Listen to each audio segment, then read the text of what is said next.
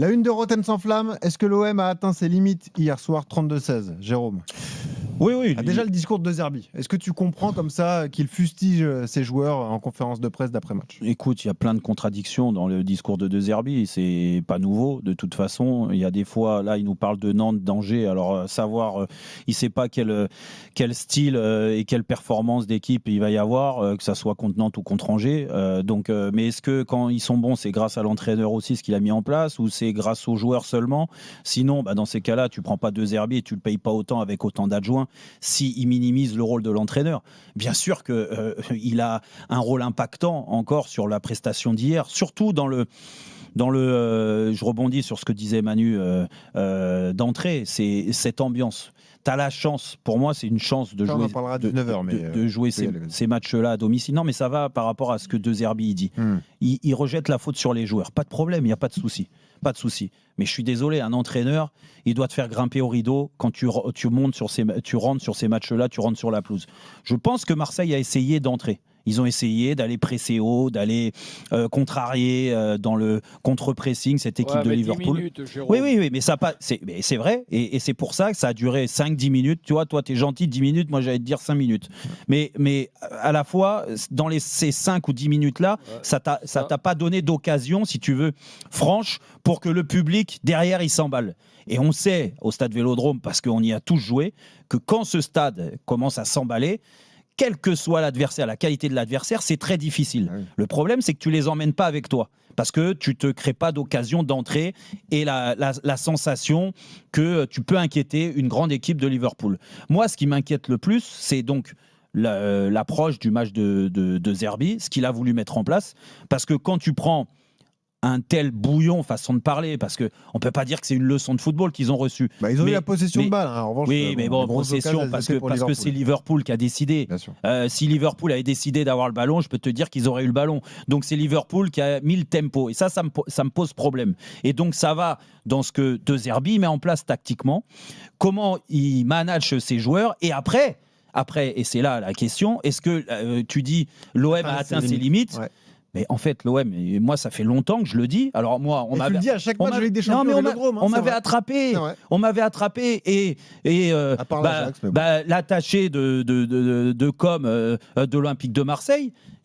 Écoute, je le renvoie à ce qu'il m'a dit il y a quelques mois, parce que en effet, moi maintenant, je suis blacklisté là-bas, mais il n'y a pas de souci par rapport à mes critiques et nos critiques, parce que je suis pas le seul dans l'émission à critiquer la politique sportive de l'Olympique de Marseille, le recrutement de certains joueurs, l'élan collectif.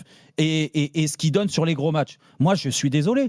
Tout ce qu'on a pu dire et ce que j'ai pu dire il y a quelques mois, ça me donne raison aujourd'hui. Ça me donne raison pourquoi ? Parce que je trouve que collectivement, cette équipe, elle est limitée.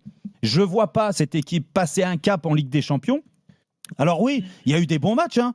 Contre le PSG, on l'a dit avant le match. En Ligue 1, contre certaines équipes, le dernier, c'était Angers, c'était très bien. Il n'y a pas de problème, mais sauf que c'est pas le niveau de la Ligue des Champions. Non. Quel que soit le match, l'intensité de la Ligue des Champions, tu n'es pas invité. Tu n'es pas invité sur ces matchs-là. Et hier, en effet, encore, on a vu... Alors en plus, tu tombes sur Liverpool, qui est quand même un gros d'Europe.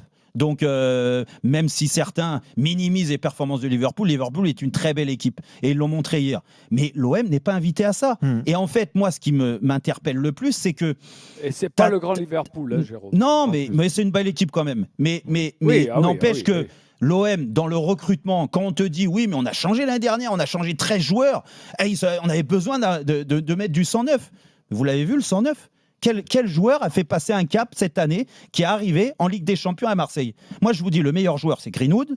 D'accord, Greenwood, même si il doit mieux faire, hein, lui aussi. Hein. Il sort du lot hier, mais dès qu'il touche le ballon, tu sens que par moment, il peut se passer des choses. C'est le seul. Après, le reste, toutes les recrues, la plus grosse recrue de l'histoire, c'est Pachao. C'est pas moi qui le dis, c'est eux qui l'ont dit. Ils sont fiers. Donc, en fait, tu nous envoies dans la gueule que Pachao, au bout de 6 mois, tu l'as recruté, la plus grosse recrue de l'histoire de l'Olympique de Marseille, et tu le fais pas jouer le match le plus important de l'OM. Donc, il y a un problème quand même. Il y a un problème d'adaptation, il y a un problème de lecture de la progression de Pachao et d'autres joueurs. Gomez, il est sur la liste des transferts. O'Reilly, il est sur la liste des transferts. Hier, t'attends que donc Kondogbia, qui était l'année dernière, on nous a dit Kondogbia, magnifique défenseur central, solide. Maintenant, Kondogbia, c'est le meilleur milieu de terrain pour jouer avec Hochberg. On a vu ce que ça a donné. Et aujourd'hui, il s'en prend à Hochberg et à Kondogbia qui sont pas au niveau. Ouais. Par rapport au milieu de terrain de Liverpool. Mais franchement, c'est rien y comprendre. Donc c'est pour ça, je te dis, ça fait longtemps que je dis que l'OM, il y a plafond. L'OM est une équipe d'Europa League.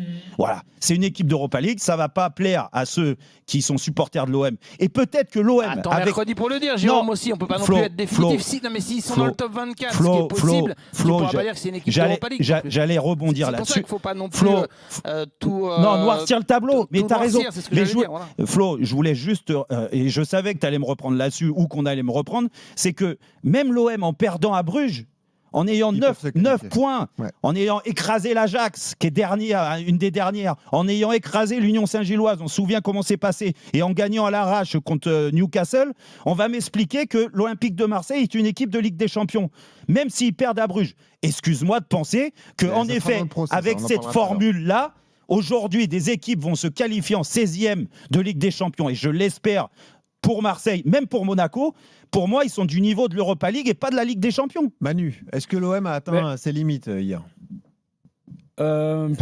Écoute, moi, hier, avant le match, j'étais pour un des rares qui ne voyait pas Marseille gagner. Parce que déjà, il y avait Toi, tu suis la première ligue en plus. déjà, il y avait Liverpool en face et ça fait 2 mois qu'ils sont invaincus et qu'il y a quand même des grands joueurs dans cet effectif-là.